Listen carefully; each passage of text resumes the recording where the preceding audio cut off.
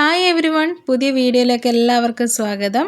ഇന്നൊരു സ്പെഷ്യലായിട്ടുള്ളൊരു ഡിഷാണ് കേട്ടോ നിങ്ങൾക്ക് പരിചയപ്പെടുത്തുന്നത്. ഗ്രീൻ മസാല ചിക്കനാണ് ഇന്ന് ഉണ്ടാക്കുന്നത്. ഇത് വേണമെങ്കിൽ നമുക്ക് നല്ല ഡ്രൈ ഫ്രൈ ആയിട്ടും ആക്കാം, അല്ലെങ്കിൽ കറി രൂപത്തിൽ കുറച്ച് ഗ്രേവി പോലെ ആക്കാം കേട്ടോ. ഇതിന് വേണ്ടിയിട്ടുള്ള മെയിനായിട്ടുള്ള ഇൻഗ്രീഡിയൻസ് എന്താണെന്ന് വെച്ചാൽ കറിവേപ്പില, മല്ലിയില, പുതിന ഇല, കൂടുതൽ വേണ്ടത് വെളുത്തുള്ളിയാണ്, പിന്നെ ജിഞ്ചറും വെളുത്തുള്ളിയും ഈ പച്ചമസാലകളും എല്ലാം കൂടി ഒന്ന് നന്നായിട്ട് ബ്ലെൻഡ് ചെയ്തെടുക്കണം. എരിവിനനുസരിച്ച് പച്ചമുളക് എടുക്കുന്നുണ്ട് കേട്ടോ. അപ്പോൾ ഇവിടെ കുറച്ച് സ്പൈസി ആയിട്ട് വേണ്ടതുകൊണ്ട് ഒരു 4-5 പച്ചമുളക് എന്തായാലും എടുക്കുന്നുണ്ട്. നിങ്ങളുടെ ഇഷ്ടത്തിനനുസരിച്ച് എടുക്കാം. കുട്ടികളൊക്കെ ഉള്ള വീടാണെങ്കിൽ നമുക്ക് കുറച്ച് സ്പൈസി കുറക്കുന്നതായിരിക്കും നല്ലത്. അപ്പോൾ നമ്മളിതൊക്കെ മിക്സിയുടെ ജാറിലിട്ടിട്ട് ബ്ലെൻഡ് ചെയ്യാൻ പോവാണ് കേട്ടോ. ഗ്രീൻ മസാല റെസിപ്പി ആയതുകൊണ്ട് തന്നെ ഇതിൽ കറിവേപ്പിലൊക്കെ ഒരു പ്രധാന റോളുണ്ട് കേട്ടോ. അപ്പോൾ കുറച്ച് നന്നായിട്ട് തന്നെ കറിവേപ്പിലൊക്കെ എടുക്കുന്നുണ്ട്. അപ്പോൾ നന്നായിട്ട് ബ്ലെൻഡ് ചെയ്തിട്ട് നമുക്കിനി കട്ട് ചെയ്ത് വെച്ചിരിക്കുന്ന ചിക്കനിലേക്ക് തേച്ച് കൊടുക്കണം. അപ്പോൾ നമുക്കിത് ബ്ലെൻഡ് ചെയ്തിട്ട് വരാവേ. അങ്ങനെ മസാല ഇവിടെ അരച്ചെടുത്തിട്ടുണ്ട്. ഇനി നമ്മൾ കട്ട് ചെയ്ത് വെച്ച ചിക്കനിലേക്ക് ഇത് തേച്ച് കൊടുക്കാം. അതിന് മുന്നേ നമ്മൾ ചിക്കനിലേക്ക് പാകത്തിനുള്ള ഉപ്പ് ചേർത്ത് കൊടുക്കുന്നുണ്ട്. എന്നിട്ട് നമ്മൾ മസാല അതിലേക്ക് ചേർത്തിട്ട് നന്നായിട്ട് സ്പ്രെഡ് ചെയ്ത് കൊടുക്കണം. കൈകൊണ്ട് തന്നെ നന്നായിട്ട് മസാല ചിക്കനിലേക്ക് തേച്ച് പിടിപ്പിക്കുന്നുണ്ട്. എങ്കിൽ മാത്രം നല്ലോണം മാരിനേറ്റ് ആയി കിട്ടുകയുള്ളൂ. അതുകൊണ്ട് തന്നെ നന്നായി കൈ ഉപയോഗിച്ചിട്ട് തന്നെ മിക്സ് ചെയ്ത് കൊടുക്കുക. ഇനി അതിലേക്ക് കുറച്ച് കുരുമുളക് പൊടിയാണ് ഇനി ചേർത്ത് കൊടുക്കാനുള്ളത്. അതും നിങ്ങളുടെ ടേസ്റ്റിനനുസരിച്ച്. എനിക്ക് നല്ല കുരുമുളക് ഇഷ്ടമാണ്, അതുകൊണ്ട് തന്നെ കുറച്ച് കൂടുതൽ ചേർക്കുന്നുണ്ട്.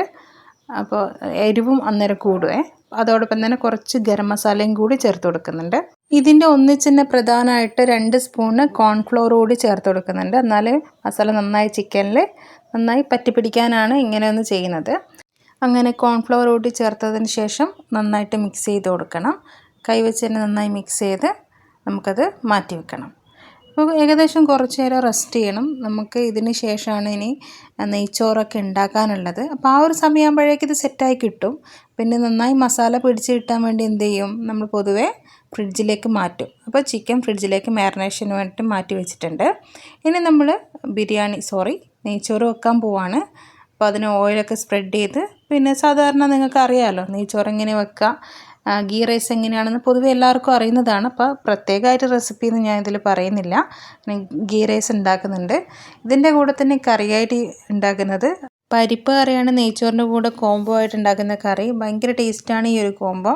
അപ്പോൾ നമ്മൾ ചെമ്പ് അടുപ്പത്ത് വെച്ചിട്ടുണ്ട്, ഓയിൽ ഒഴിച്ചിട്ടുണ്ട്. അതിലേക്ക് പട്ട, ഗ്രാമ്പൂ, അതേപോലെ ഏലക്കായ ഇട്ട് അതങ്ങ് പൊട്ടി വരുമ്പോൾ കഴുകി വെച്ച നെയ്ച്ചോറിൻ്റെ അരിയിട്ട് ചെറുങ്ങനെ വറുത്തെടുത്ത് അതിലേക്ക് ചൂടുവെള്ളം ഒഴിച്ചിട്ടാണ്, പാകത്തിന് ചൂടുവെള്ളം ഒഴിച്ചിട്ടാണല്ലോ നെയ്ച്ചോറ് ഉണ്ടാക്കുന്നത്. അപ്പോൾ ആ ഒരു രീതിക്ക് തന്നെയാണ് നെയ്ച്ചോറ് ഉണ്ടാക്കുന്നത്. അതിൻ്റെ കൂടെ അടുപ്പത്ത് നമ്മുടെ പരിപ്പ് കറി തിളച്ചുകൊണ്ടിരിക്കുകയാണ്. അങ്ങനെ രണ്ടും ഒരേ സമയത്ത് ഉണ്ടാക്കുന്നതാണ് എപ്പോഴും നല്ലത്. പെട്ടെന്നാവും കേട്ടോ പരിപ്പ് കറിയിലും തേങ്ങയൊന്നും അരച്ചൊഴിക്കുന്നില്ല. സാധാരണ പോലെ പൊടികളൊക്കെ ഇട്ടിട്ട് ഒരു സിമ്പിളായിട്ടുള്ളൊരു പരിപ്പ് കറിയാണ് ഉണ്ടാക്കുന്നത്. ഇതിൻ്റെ താളിപ്പാണ് സ്പെഷ്യലായിട്ടുള്ളത്. അപ്പോൾ അങ്ങനെ അത് രണ്ടും ഒന്നിച്ച് റെഡിയാവുന്നുണ്ട്. ഏറ്റവും എളുപ്പത്തിൽ തയ്യാറാക്കുന്ന ഒരു വിഭവമാണല്ലോ നെയ്ച്ചോറ്. അങ്ങനെ എത്രയും പെട്ടെന്ന് തന്നെ നമ്മൾ നെയ്ച്ചോറ് ഇവിടെ റെഡി ആയിട്ടുണ്ട്. അതിൻ്റെ കൂടെ തന്നെ പരിപ്പ് കറിയും റെഡി ആയിട്ടുണ്ട്. ഇനി നമുക്കിതൊന്ന് ഗാർണിഷ് ചെയ്ത് കൊടുക്കാം. അതിന് മല്ലിയില എടുക്കുന്നുണ്ട്. മല്ലിയില ഇട്ടുകൊണ്ട് നല്ല ഗാർണിഷ്, നല്ല സ്വാദുമാണ്. അങ്ങനെ നെയ്ച്ചോറിലൊക്കെ മല്ലിയില ഇടുമ്പോൾ നല്ലൊരു സ്വാദുമാണ്, കാണാൻ നല്ല ഭംഗിയാണ്. അങ്ങനെ നെയ്ച്ചോറിൻ്റെ ഒപ്പം തന്നെ നമ്മൾ അടിപൊളി പരിപ്പ് കറി റെഡി ആയിട്ടുണ്ട്. നല്ല കുറുകനെയുള്ള പരിപ്പ് കറിയാണ്. ഇനി ഇതിലേക്ക് നമുക്ക് താളിപ്പൊഴിക്കാം. ചട്ടി കാച്ചാൻ വേണ്ടിയല്ല, താളിപ്പൊഴിക്കാൻ വേണ്ടി എന്ത് ചെയ്യുക, നമ്മൾ തലശ്ശേരിയിൽ കറി ചട്ടി കാച്ചുക എന്ന് പറയാം. അപ്പോൾ ഇത് ഓയിൽ ഒഴിക്കുന്നുണ്ട്, വെളിച്ചെണ്ണയാണ് ഒഴിക്കുന്നത്. ഇനി അത് ചൂടായി വരുമ്പം കടുകിട്ട്, പൊതുവെ നമ്മൾ ചെയ്യുന്ന പോലെ തന്നെ കടുകിട്ട്, പിന്നെ കായ്മുളകും കറിവേപ്പിലൊക്കെ ഇട്ട് താളിപ്പ് റെഡിയാക്കുന്നുണ്ട് കേട്ടോ. അങ്ങനെ നമ്മൾ താളിക്കാൻ വേണ്ടി കടുക് പൊട്ടിക്കുകയാണ്. അപ്പോൾ കുറച്ച് കടുക് ചേർത്ത് കൊടുക്കുന്നുണ്ട്.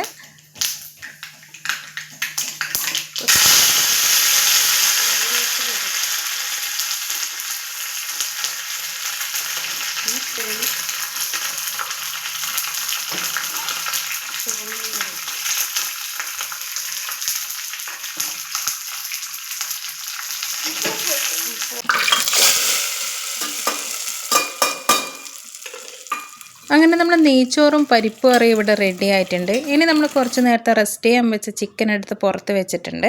ഇനി നമുക്കിത് ഫ്രൈ ചെയ്തെടുക്കണം. അതിന് നമ്മൾ പാൻ അടുപ്പത്ത് വെച്ചിട്ടുണ്ട്. ഇനി അത് ചൂടായി വരുമ്പം വെളിച്ചെണ്ണയാണ് ഒഴിച്ചു കൊടുക്കുന്നത്.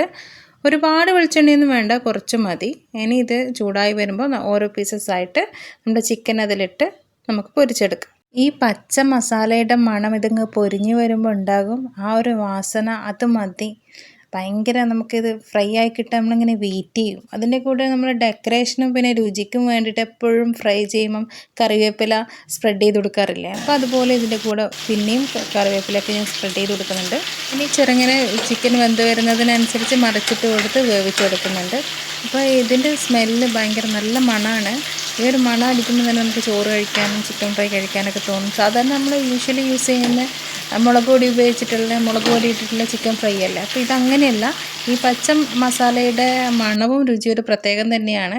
അപ്പോൾ നമ്മുടെ ചിക്കൻ ഫ്രൈ ഇങ്ങനെ ആയിക്കൊണ്ടിരിക്കുകയാണ്. ഇനിയിപ്പോൾ നമുക്കിത് ഏകദേശം പൊരിഞ്ഞു കഴിഞ്ഞു. ഇനി നമുക്കിതിന് മാറ്റാം, വേറൊരു പാത്രത്തിലേക്ക് നമുക്ക് മാറ്റി വെക്കാം. ഇനി ചിക്കനൊക്കെ വീട്ടിൽ വാങ്ങിക്കഴിഞ്ഞാൽ ഇങ്ങനെ ഒന്ന് ഉണ്ടാക്കി നോക്കണേ, അടിപൊളിയാണ്. അപ്പോൾ പുതിയ വീഡിയോ ആയിട്ട് വരുന്നത് വരെ ബൈ.